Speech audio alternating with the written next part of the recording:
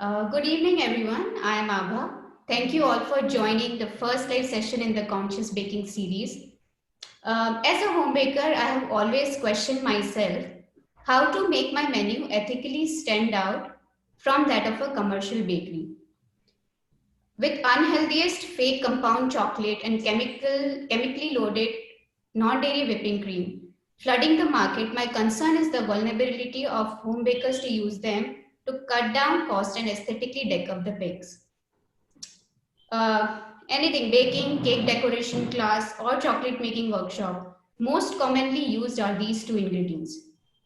So we have Rakesh. Um, so as a chocolatier, why do you think compound chocolate always wins over real chocolate in spite of consciously knowing what it can do to our health? Hi Abha. Hi everyone, this is Rakesh from Mumbai, chocolatier consultant and a manufacturer. So we largely do bean to bar and we are mostly into consulting and setting up the chocolate factories. For your question, Abha, if I may put it this way, I mean the lack of knowledge or we call it education, that's why the applications have gone haywire. So whereby the product which has to be used was chocolate and it got replaced with a compound of two reasons why. One, it was a cheap, and second, the lack of education. It so happened with time that a lot of people, they got into the fancy of making cakes, chocolates at home, and they didn't know how to do it. And the most easiest way was learning or picking up from any source, whether be it a relevant source or an authentic source or the right source. They didn't verify it, and they started continuing the trend that, okay, someone next door is making chocolates at home, I will also make. Someone next lane is making chocolates, I will also make. So this trend, it went up, and that's how we started using the compound. That's how compounds have moved into our industry. The only two reasons I think are, one is the price, second is a lack of knowledge. That's why people started using compounds. Okay. So can you get into some technical aspects of compound chocolate, like what all goes in the compound chocolate and why it has been, so prominently used in India? So typically a compound would have a lot of sugar, about 50 to 55% of sugar, then about 30 to 35% fat. Fat is also a vegetable fat. Now that is the key parameter which is typically bad in a compound. Compound as a product is not bad. See, compound was also made for some applications. So, but we started using it for some other application. That's where the things went haywire. And the cocoa is there about 15 to 16% or 18%. The fat which they use, 30 to 35% in the compound, is too much for a consumption. For the pieces, the chocolate pieces, the so-called chocolate pieces they make out of compound is 15 to 20 grams. And our bodies, which they can, the saturated fat they can take is about 18 grams a day or something. They can process that much only, and provided we have good fats to process the bad fats. That is also a condition. And most of us, like if you look at our diets, we don't have healthy fats. So there is no mechanism left in our body to break down the bad fats, and the consumption is too high. It so happened with time that we so used to these compound made pieces to gulp down 2, 3 in one go. So if you gulp down 2, 3, or 4 in one go, you are done with your quota of the day. You cannot have more fat in the day. That's where the things are going haywire. And if you make pastries or cakes out of compound, it's too much of a fat which is going in, the bad fat, the saturated fat. I'm not classifying the vegetable fat as a bad fat. I'm classifying the saturated fat versus unsaturated fat.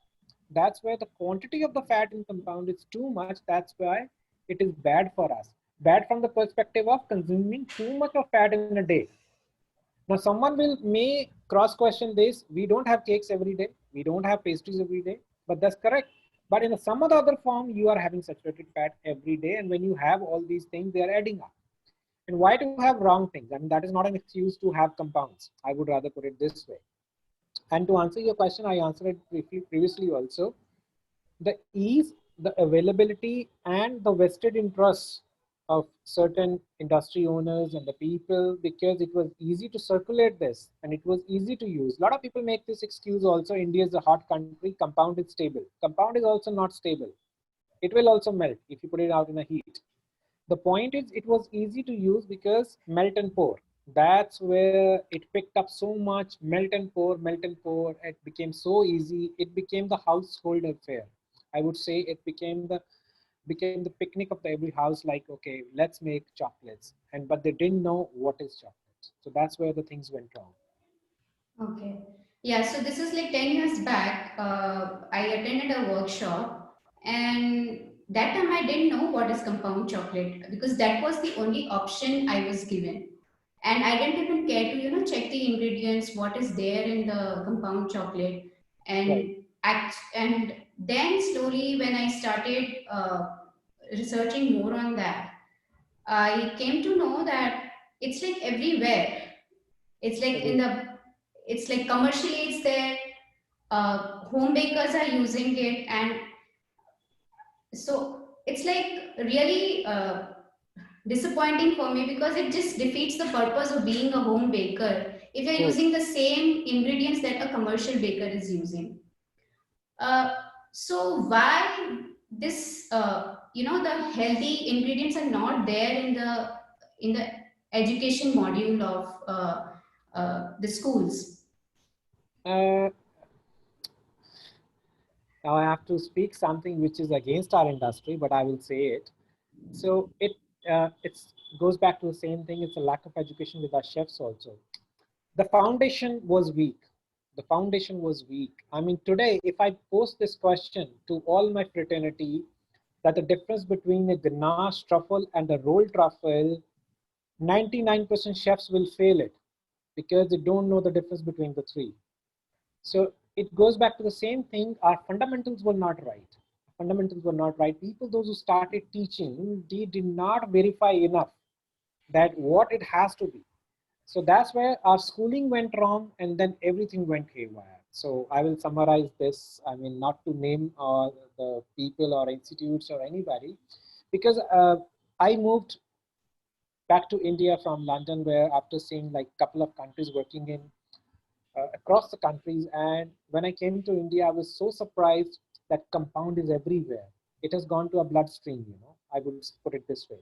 Mhm. And when I started probing it, and I found that people, those who are culprit and people those who are responsible, are the chefs, those who are taking it further. Because as a chef, I owe some responsibility to the industry. I should lay out the facts out there. Now it's people's choice. I mean, if as a home baker also, home bakers were meant to give the pure and the good ingredients. That's where people are coming to you. That's what I always feel. And they should be honest. I mean, you do less business, but do ethical business. That's what I believe for home bakers, because someone is trusting you. They are putting all the trust on you that you will give us fresh, one, you will give us Mhm. good ingredients. I think just to be in the race, a lot of home bakers, just to cut prices for the next door baker or the next lane, I mean, they just started working with the compounds without even knowing the harmful effects of the compound. I'm again making it very clear, compound as a product, I'm not condemning this product, but the fat ratio, the fat is too much. The saturated fat is too much in the compound. That's why it becomes too much for us to absorb or digest this fat. Okay. So like I in my journey, then I slowly started knowing about bean to bar, couverture. So can you tell us something about what these chocolates are, how they are different from each other and from compound chocolate? Yes. See, compound, when I say compound, is typically vegetable fat, cocoa, vegetable fat, and sugar. When I say chocolate, cocoa butter. Now, cocoa butter is very healthy fat. So, the main difference between the compound and the chocolate is the cocoa butter. And bean to bar is something which is like, though technically every chocolate is bean to bar, it's made from the cocoa beans. But there are processes also where you can start the process with the cocoa powder also. So, I will not go in that arena because that's too much of a debate.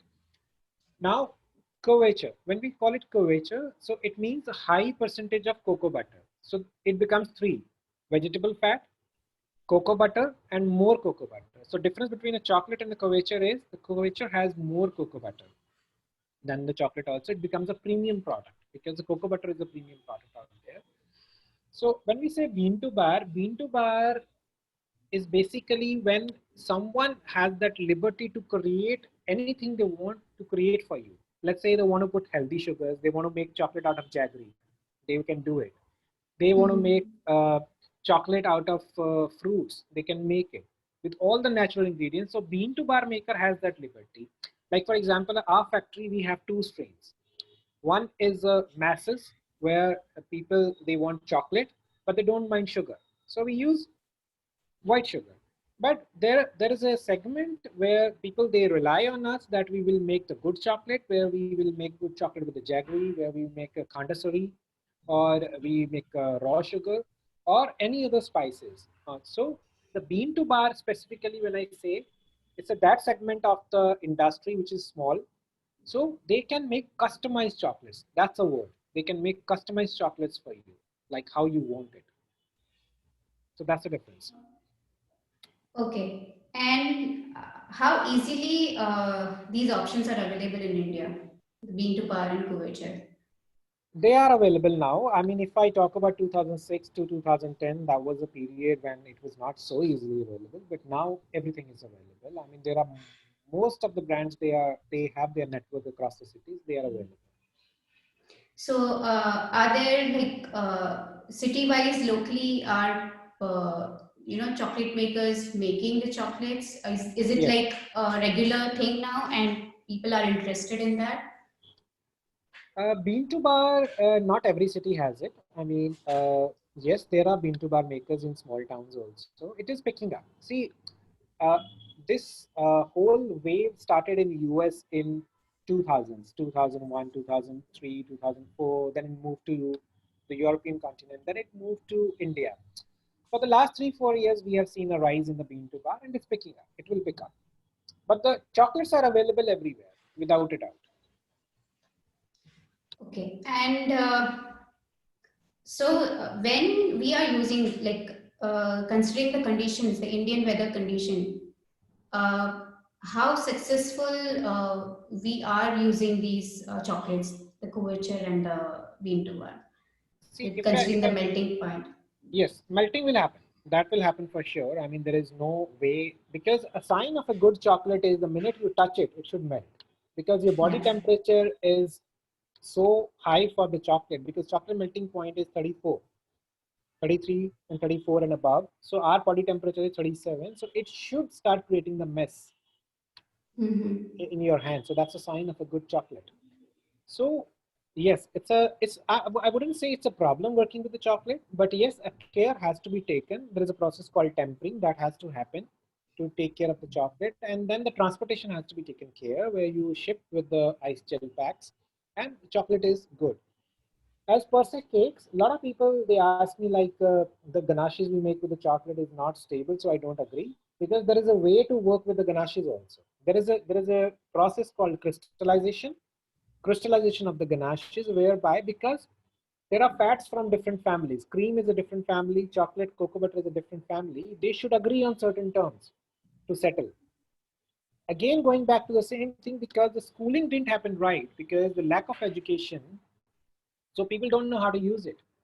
Though I have taken an initiative, I keep doing the free seminars, free courses on doing the, I believe the primary education has to be free in the chocolate, because I'm in a chocolate, so I will make available the primary education as free. So I've taken a lot of initiatives on educating the bakers and chocolatiers how to take care of the basic steps.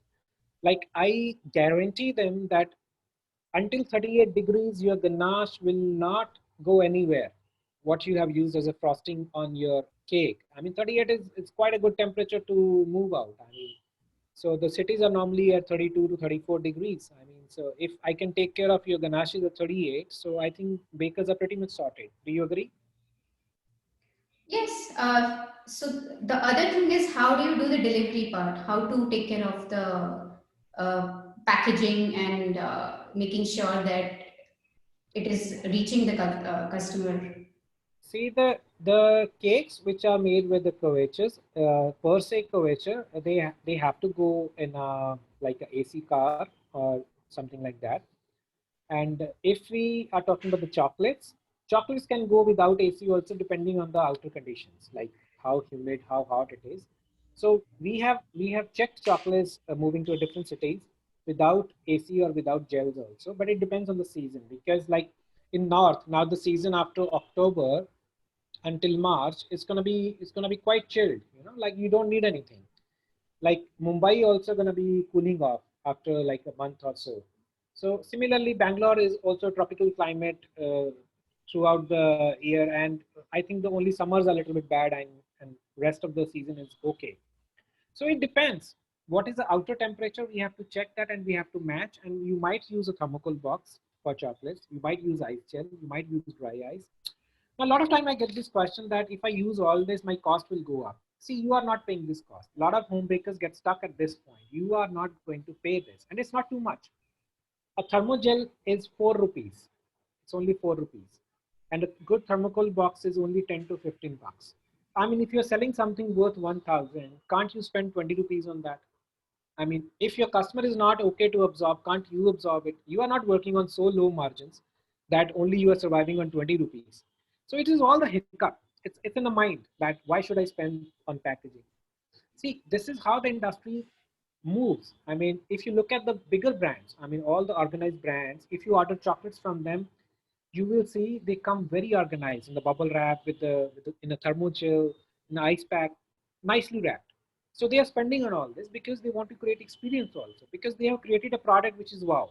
Now they want to create an experience. Rachna, so like Rachna is into bars, but they're not like melting bars, but they also create an experience whereby they send their bars in a nice packaging with a nice note and the bubble wrap and everything. Rachna, do you agree on this?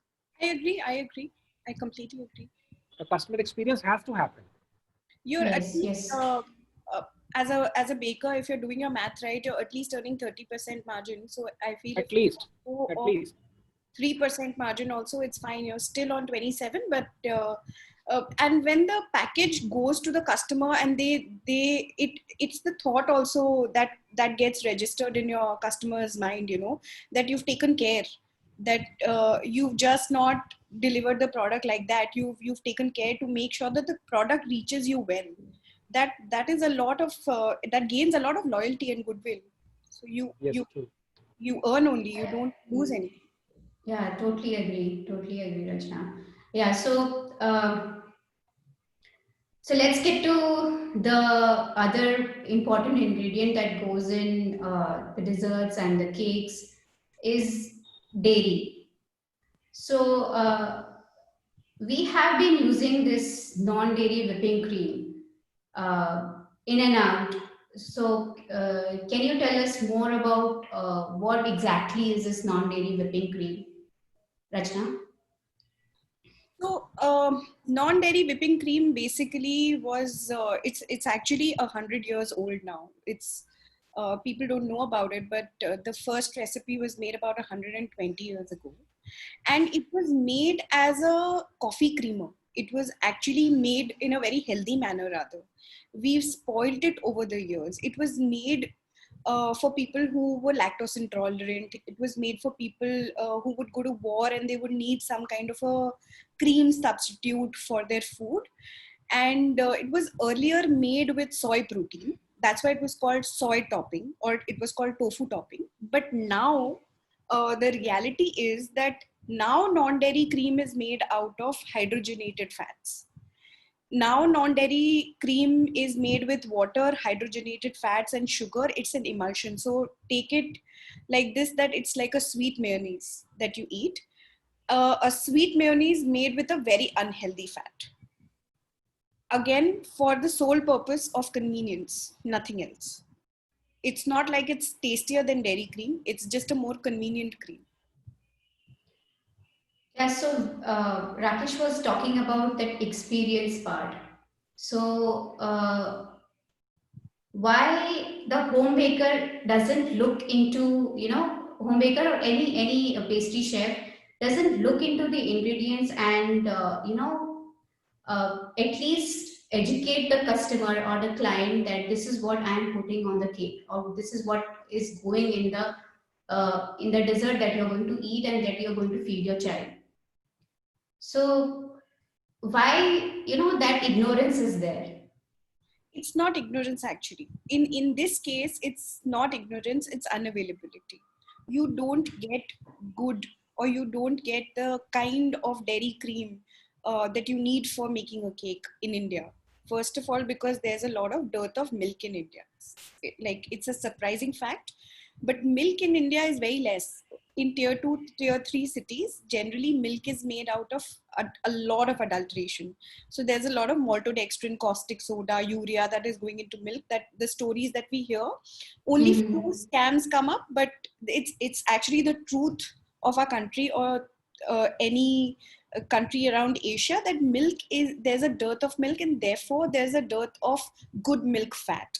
So Amul is being able to do it, but still Amul is not being able to tap very well into it, or tapped very well into it commercially. So there are a lot of foreign brands that do dairy cream, but they are so expensive and they are Yes. unavailable in India, that so it's a game of marketing. It's a game of marketing. It's a game of profits. It's a game of easy distribution. So it's very difficult to distribute dairy cream, but it's very easy to distribute non-dairy cream. So the new wave, or the original wave of home bakers that's coming in, or the bakery wave that has come in because of the non-dairy cream, because of compound chocolate, because there was such an unavailability of real chocolate and real cream in India, that if you had to bring in, if you had to copy the West, if you had to imitate, you had to use imitation chocolate and imitation cream, because that was what was available to India, and that was what India could afford. As in, I'm not just talking about home bakers. If one wants to celebrate a birthday, anniversary, etc., of 6 odd people in the house, so there are about 18 birthdays and anniversaries that are happening around, right? So you can't afford a 3,000 rupee cake every time. If you want to go in for great ingredients, healthy ingredients, what you do is that you normally buy a 300 rupee cake, which is made out of non-dairy cream and compounds. So Rachna, I have a question. yeah. Now, you just mentioned India could afford that only. I mean, from where this statement is coming. So let Yeah. me just add one point. Even I've seen the families, those who can't afford a cake, but those families can go and buy a gold chain. They can go and buy diamonds. Then why not a good cake? From where that is coming?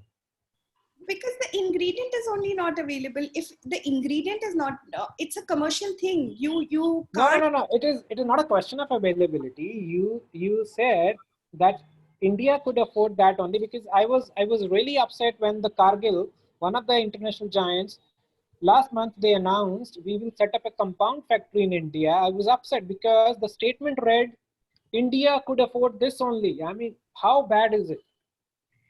It is, if you look into the commercial distribution, and how people want to, how people take out their GM statements, it's tough to take out a very healthy GM statement with an ingredient which is very difficult to distribute. No, I would say But convenience met with need, and that's how the wave came. Rabha, I recently did a video on this. It's a 17 minutes video. Everyone should look at that because I really stuck hard on everyone out there, industry, the people those are working. Because my question was, when we go out in a parties, we want a diamond this big, which is 1 CR. It should be 50 lakhs. But when we buy a cake, the cake should be 400 rupees, not 1,000. Now, from where this is coming, I don't understand this. And okay, I agree, Rakesh. And one more thing, we can pay for designer cakes like 3K, 4K, 5K. But when it comes to choosing the right ingredients, which Yes. is more important, why not to go for that? Why to just go for the outer beauty? We know what is going inside the cake and what we are going to consume. So rather pay extra for the good stuff rather than the just the temporary beauty that is just going to go away in 5 minutes. You are just going to cut the cake and eat it, right? So So So why not to put in good ingredients, and it might increase the cost. Like personally, as a home baker, when I use a good quality of chocolate, I have realized that I need less of it, because it is going to give a very strong flavor. right. So when you say that it is going to increase the cost, I don't think so. It is going to increase the cost, No, it will. because It will. It will. Even if you use less, it will. yeah, it will be like what, 20-30%. Yes. I don't know. I haven't done the math, but still, I would just cut down on the design part and the price that I'm put for the time and effort that I'm doing for all the the whipping cream decoration. I would rather charge for the ingredients that I'm putting in the cake. True. Very true. So why a home baker doesn't think that way? Tanu, I think you would be the best person to answer about Uh, the ingredients. See, Abha, the thing is, when you start your journey as a home baker, most of the home bakers, when they start baking for family and friends, they want to say, "Oh, I baked a cake. अरे ये तो एकदम बाजार जैसा लग रहा है." That's not what you actually want. If you are a home baker, you are bringing your own story, your own love for food and your family to that table. So you might as well feed everybody else what you would want your kids and your family to eat.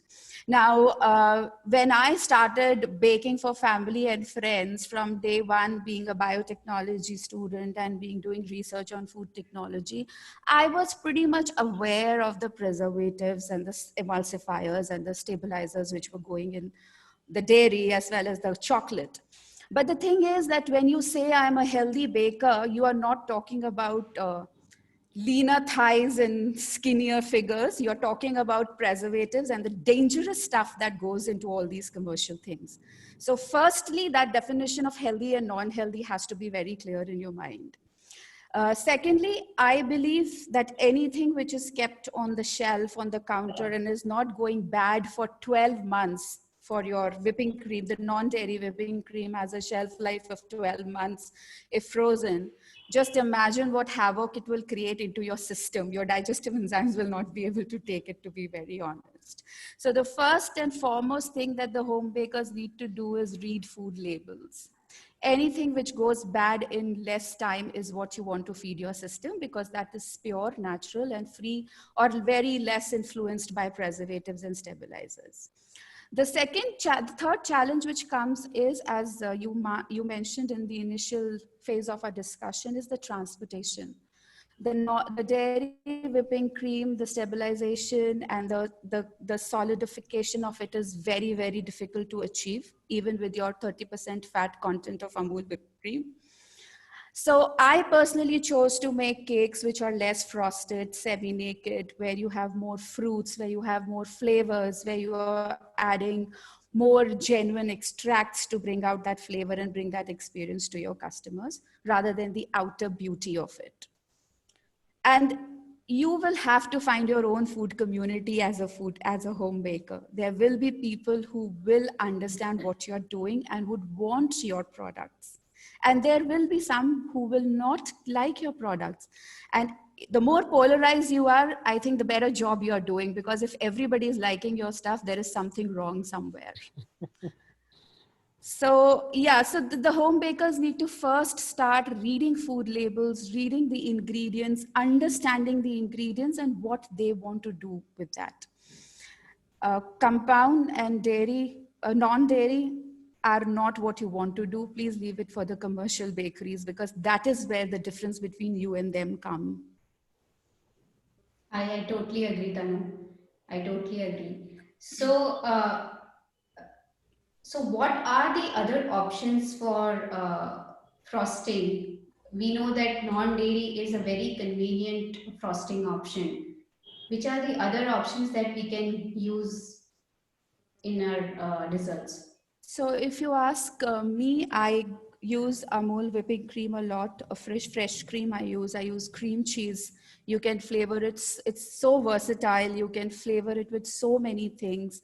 It brings, desserts or cakes don't really mean just sweet. the tang, the character that cream cheese brings to your cake is very different. Again, cost is not where it will be your, biggest this thing, but yes. And buttercream is one, but I think the Indian palate is not very happy with buttercream, and the amount of sugar you need to add in to stabilize the whole process is little difficult for this thing. But yes, the challenge comes in delivering these cakes. I have had times when I have made the cakes and with the dairy whipping cream and the layers have just slipped against each other. But you learn as you go, and there is a method to the whole thing, and there is a learning in everything you do, because nothing comes easy, and you learn through that.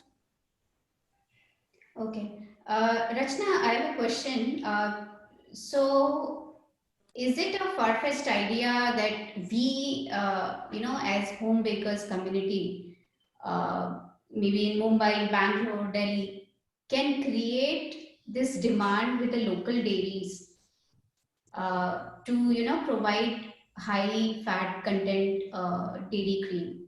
Is this like a fantasy, or it can actually happen? Do you think that? That is the exact bang on solution, actually. Because until and unless there is demand, there will not be a supply. So there is a demand, but the demand is so less that as I was sharing statistics, 1% people use dairy cream. So if 99% you want to convert the 99 to how we want it to be conscious, we need to create that demand. So this is the most ideal solution to this, that we create a demand, we go and we ask the vendor, can you do this for me? Like, this is what I want exactly. I'm ready to pay a premium, or this is my demand in bulk. Create a community and go for it. This is exactly how to do it. Yeah, so whoever is listening, I think this is the time when we can, get together, all the home bakers who have joined us to, create a demand from our local dairies. And thankfully now we have organic dairies who make sure that the milk that is coming is not loaded with antibiotics. The cows are not given those hormone injections. So at least now we know that there is a trusted source from where we can create a demand for high content, high fat content dairy cream. Uh, so, coming back to the education part, uh, Rakesh, so when you are taking up a class with your students, how do you make sure that the ingredients that are being, used during that class are, well thought, and the students are getting to know what they are using and how it will affect the not the taste of the dessert or the chocolate or any other pastry, uh, but the ingredient, the technical part of like how it is going to affect the health. As per se chocolate is concerned, I mean, the chocolate, we have soft fillings or the hard centers, like we use the dry fruits and all. If we talk about this segment, the dry fruits, I don't have to think even twice because everything is healthy. If I'm using chocolate and the dry fruits, it's all healthy. I don't have to think twice on that. This thinking part starts when I'm making caramels, when I'm making soft centers where the creams which I'm working with, or the essences I'm working with, or the colors I'm working with. Now, these are 3-4 segments which we work with. To be honest, I'll be very honest, like I've never given it a thought to the core that, okay, we have to take care of this, but I definitely put it up front that, okay, this is what it is. I mean, the choice you have to make. I mean, you can use a brown sugar as a caramel or you can use white sugar as a caramel. So I can give you options. But I have seen as a tutor, as my journey as a tutor and a consultant, whatever you do, they are not influenced by the teacher, rather they are influenced by the baker or a chocolatier next door. Because as Tanu rightly said, you have to be polarized. You have to do what you want to do, not compete with the next door or the next lane. So there, when they start doing it, that I have to be better than the next door, then they start competing in all aspects. You know, they will start using the ingredients, what they are using. They start using the colors, what they are using. Because I have met a couple of students in Delhi, in Bangalore, and Mumbai, those who have confronted me saying, Rakesh, please stop using colors. So because this is so much color is not good, because there is a segment in chocolates where we do colored bonbons and we color the cocoa butter with the color, with the synthetic colors. So I always tell them, see, this is optional. You don't have to do it. I mean, not necessarily every bonbon has to be colored. So as an Mhm. educationist, I always lay it upfront. Okay, this is optional. You don't have to make bonbons which are colored only. Now, if you go to Switzerland, I mean, you will find they are still sticking to the basics. You will find the chocolate shops, they have all the brown, brown, and brown. So, but the same thing if you go to New York or Paris, I mean, everything is colorful. So it's a part of the culture, it's part of the education, part of the demand also, because rightly Tanu and Rachna, they have mentioned either you can be driven by the customer or you can drive your customers. Like, okay, this is what I want to do, you want to buy this, this is what I'm doing, this is healthy, and this is the difference. I think the more part as a teacher or a home baker or a professional chef, what we have to do is educate our customers. Okay, this is what it is, this is what it is, now you choose. So after being educated, if they still want to go on a certain lane, they want to pick up a certain thing, it's their choice, I think. Because I've seen in 10 years, we moved to India, it's very difficult to force or convince someone. You can rather educate them rather than forcing or convincing. That's what I feel about the ingredients also. Okay. Rachna, coming back to you, so Rakesh covered the chocolate. So when you are working with, especially the dairy part in when you are teaching the pastry art, so how do you go about informing your students about the ingredients? Well, at 32, we have a very, Rakesh sir and me, both of us have a very important part of the class, which is we first give theory before we start the practical. So in any 1 day, 2 day classes, generally people don't give theory but we are hardwired chefs. We start off with theory. When we give theory, we make people understand what is maida, what is cream, what is going inside this cream. We are making people, our students, very well aware of why are we using this cream, what is there in this cream, and why this cream is not good for you, and what is the substitute. It's given, the education is given, but Abha, this is where we need you to give a solution, because this is a hardcore problem, that there is an unavailability of the substitute. So definitely we inform students that it does, non-dairy cream does have hydrogenated fat. It has partially hydrogenated fat, which is even more harmful because it has traces of trans fats in it. It has multiple stabilizers that something that is, as Tanu said, something that is stabilizing something in its in stabilizing the very product. How will it not affect your stomach? How will your stomach digest something that is being added to something as a food additive to make it more stable? Of course it will, your body will not be able to break it down, so Yeah, so I absolutely agree. And there is this, whenever this discussion happens among home bakers, this point always comes up. It's okay, it's just for rare consumption. But I think every weekend there is a birthday party. And kids are eating it in and out. They are like, just especially the frosting part, they are just licking it. And uh, it has, it's just not the frosting, it has the colors that go in it. Um, But Tanu, Abha, it's not just about that baked day, that day where you are consuming a cake. You open a packet of chips, you open a can of a drink, you open a packet of juice. You are consuming these things all across the day. you are In opening a one can of form. worms now. So, yeah. So all I'm saying is that now when there is a real surge of home bakers in India, and because the education is available, the awareness is there, there is influx of people coming back to India, spending so much of time abroad. So baking is something, I say baking is a new photography, is a new cycling to office, is a new everybody is baking, right?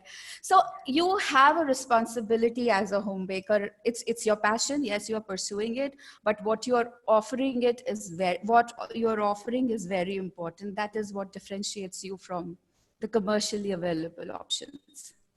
Yeah. I And normally ask, sorry, yeah, Rakesh. Yeah, please go ahead. Yeah. uh, as an instructor, like Rachna has seen me, I normally interview people, those who come for long-term courses like diploma courses or something. They don't like it. I grill them. I said, why you want to do it? They said, you are the first institute which doesn't like to take money upfront. We are here to give you money, but you want to grill us. I said, yes.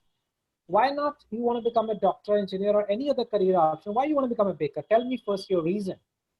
And 50% of them tell me it's a lot of money.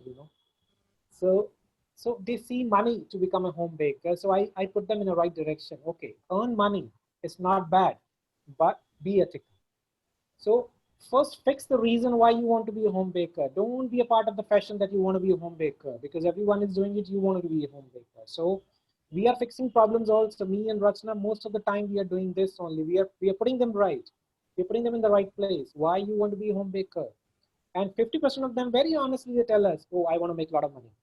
So this industry has a lot of money. So, okay, fine. There is money, but be responsible also. Yeah, totally agree. Be aware sign before compound and non-dairy when people come to our classes. Absolutely, that's nice. Yeah. Yeah. So Tanu, so when a new client approaches you and when you share your menu and the price, so this is also, where home bakers really struggle when they are using good ingredients. So how do you communicate with them? Like when you say that this is the price and they think that it is like too high a price to pay for a, 1 kg cake. So how do you communicate your expectations and your ethics to a new client? And how do you, whether you let them go or you try to convince them, how do you go about that? Well, I've never thought about it. Let me just think. But Abha, the thing is that when you are authentic, it comes across. You don't have to say much. There are, for that matter, that's the reason why I have not really explored any other form of marketing, and it's basically word of mouth. And as mothers are the ones who take more decisions of what the family is going to eat, uh, they understand where I'm coming from. And most of my articles and my talks say that, feeding what you will feed your family. So that trust is very important. Most of the time it gets built up and people do understand what I'm doing. There are a lot many times when the costing is high and people say, no, it's too high. I might as well get it from other thing. And that's okay. Everybody has a choice. Everybody has an opinion and everybody has a right to that. But yes, I do lead into discussions to tell them what I'm doing, how I'm doing, and why I'm doing. Some understand and some do not. So I don't know how to answer that question. That's about it. That's the way. That's the way. I normally take up this question because I get this question many times that my customers handle with me. So I normally tell them like examples like the luxury cars, they don't advertise much because someone experienced that car and they've been recommending that car and they're selling. And the cheaper versions, they have to advertise a lot. They have to focus more on advertising. They have to talk a lot. So this is how it goes. You answered it rightly, Tanu. I mean, it's your work, it's your authenticity which will speak up, which will catch up with time. It takes time, and people are restless these days. People are restless. Yeah. They want to become rich overnight. They want to be the famous baker of the city within a week. That's the problem. That's where the problem is. Yes. Yes, I can totally relate to that. So what would you, Tanu, when I see so many posts on the forums, like they are making a cake and then they are putting it as a fresh cream cake, and there are like chocolates, Rakesh, so homemade chocolates, handmade chocolates, Yeah. and what about you know what about the truth? It's not fresh cream cake.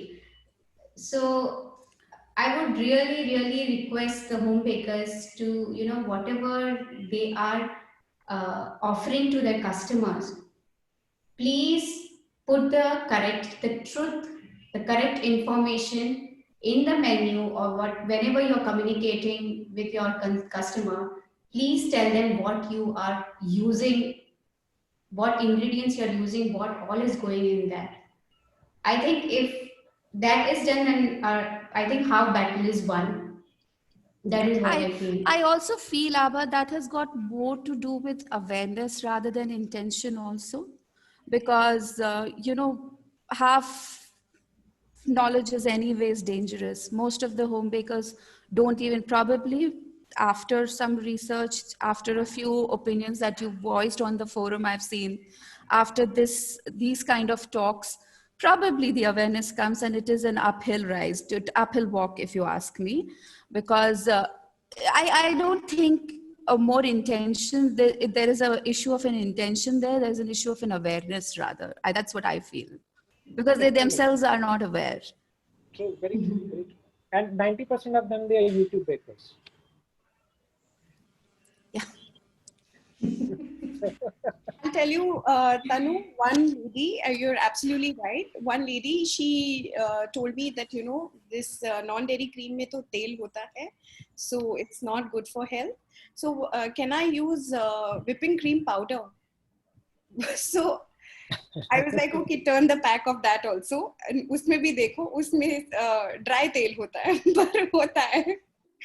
So, and awareness is a big problem. Like, so I, as a chef, was not trained to understand ingredients or anything. We were just taught to use, as Sir pointed out, shuru mein. And when I came to know that non-dairy cream is different from dairy cream in ingredients, also was like how different was when I was washing a bowl of non-dairy cream, and I realized that wo bowl, it's not getting washed only. The greasiness is not going away only. And that's when I turned the back on experience of, of understanding that something is wrong.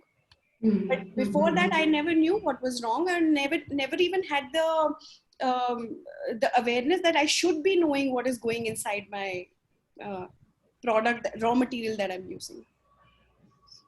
I experienced the same thing when I first touched margarine in my life. I said, what the hell is this? It's not going off.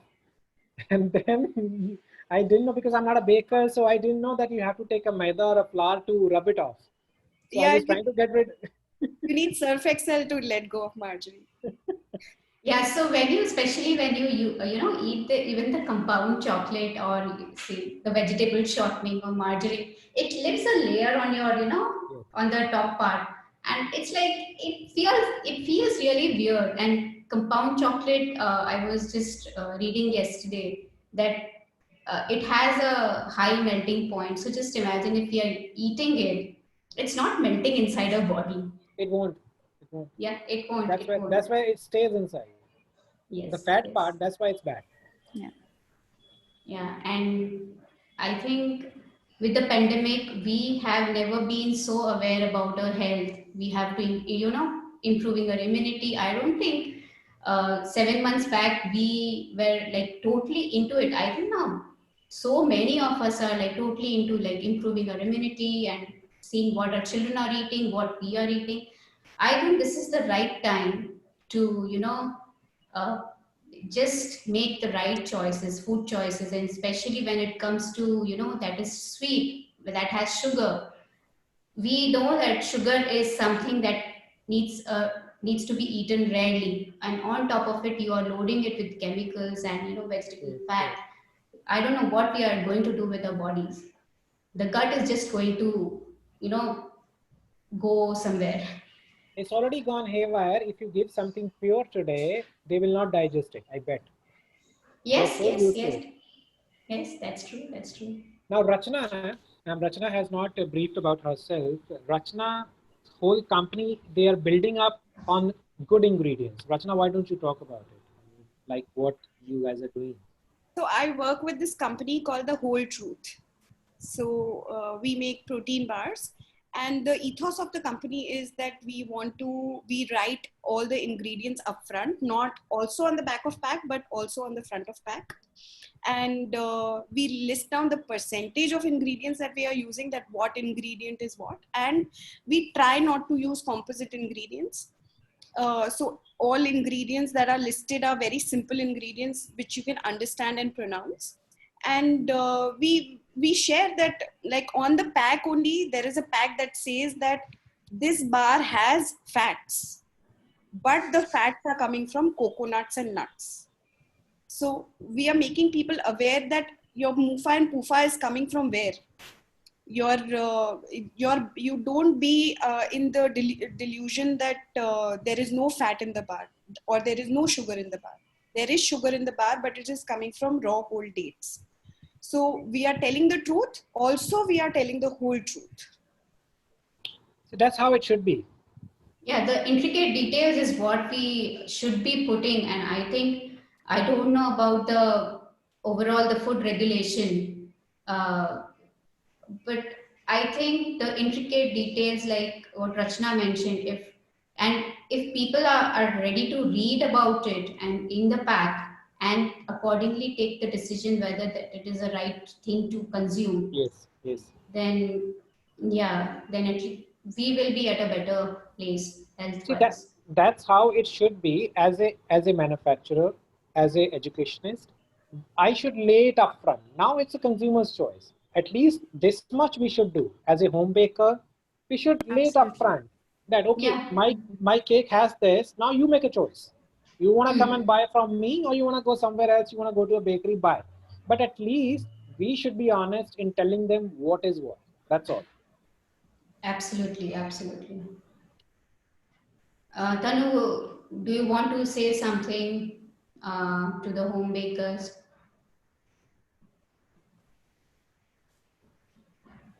Well, I would just say one thing, or probably a couple of things, that you have to be very, very sure about what you want to do with your baking skills and your passion. And you have to charter your own path.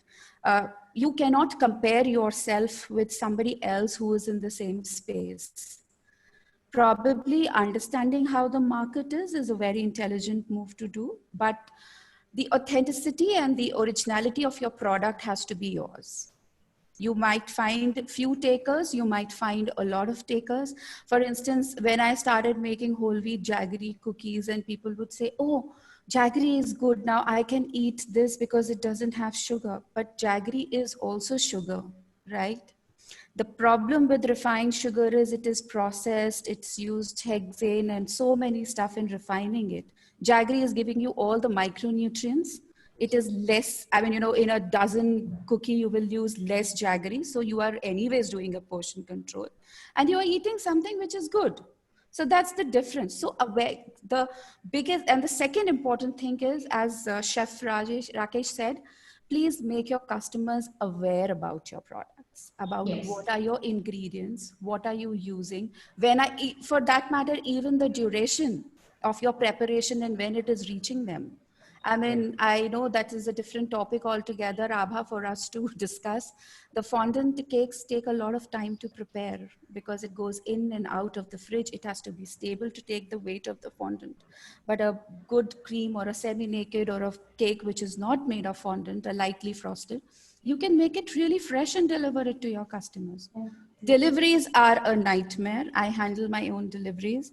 I know it is so difficult, but that's the choice you make.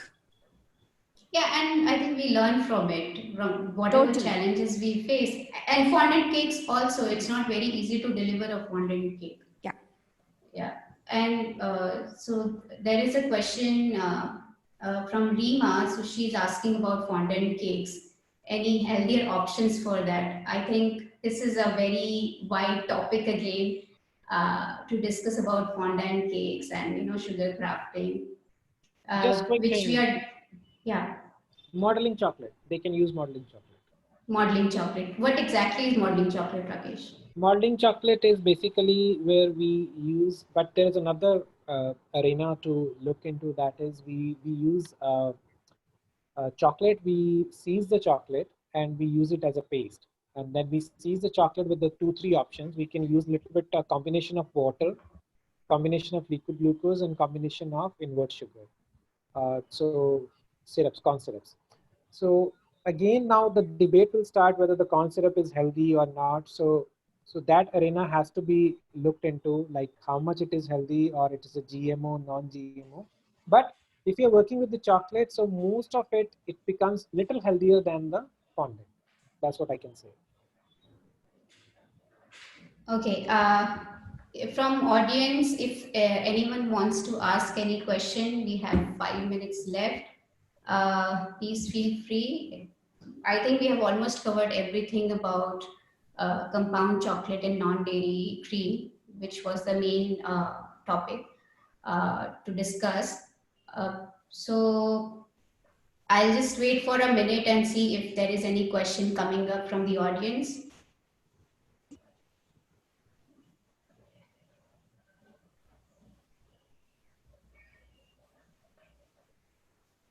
I just want to add one thing, Abba, to all the home bakers and people those who are aspiring to be chefs. I mean, don't choose to be a chef because everyone is doing it or everyone is doing the home baking or something.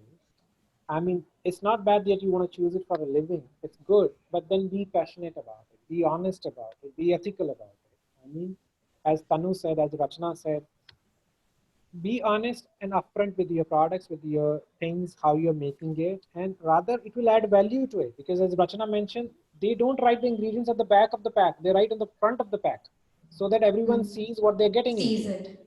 Yeah. Mhm. So I mean, that's the way. I mean, that's how you should proceed on this career. Yeah, someone is asking why the companies make compound chocolate if it is that bad. Industries make poison also; they can kill. So I have done a video on this. I will rather, I would request whosoever has asked this question to please watch that video. I've answered it very detailed because I don't want to go in detail again because it's a lobby, it's a vested interest, a lot of things are involved. So why we make compounds. Yeah. Okay, so I think it's time we will end this spectacular discussion we had about non-dairy and compound chocolate. Just like I would just like to add, just keep it simple. Don't make it too complicated when you are, providing an experience to the customer, right? And as a home baker, it's like you have a very small ecosystem, right? You are not aiming for, when you start, you're not aiming for something that is, you know that is a big bakery that you're going to own. But when you are starting, you are serving a very small amount of small, a very small customer base. So just keep it simple. The ingredients that you're using, just keep them simple and try to source them locally, because that I have experienced really helps, because the local flours that you use, and the dairy, if you're using the organic milk in your bakes, it just gives a very different texture to the cake, and it gives a very different flavor to the cake, which is like much better than what you get in the commercial bakeries. True. And no need to use a cake gel, please, when you're baking a cake.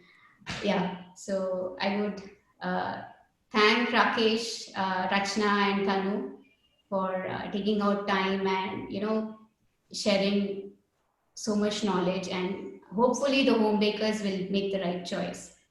So have a very good evening and stay safe. Thank you, Abba. Thank you. Thank Okay. Thank Thank you you. so much. See you. Thank you. See you.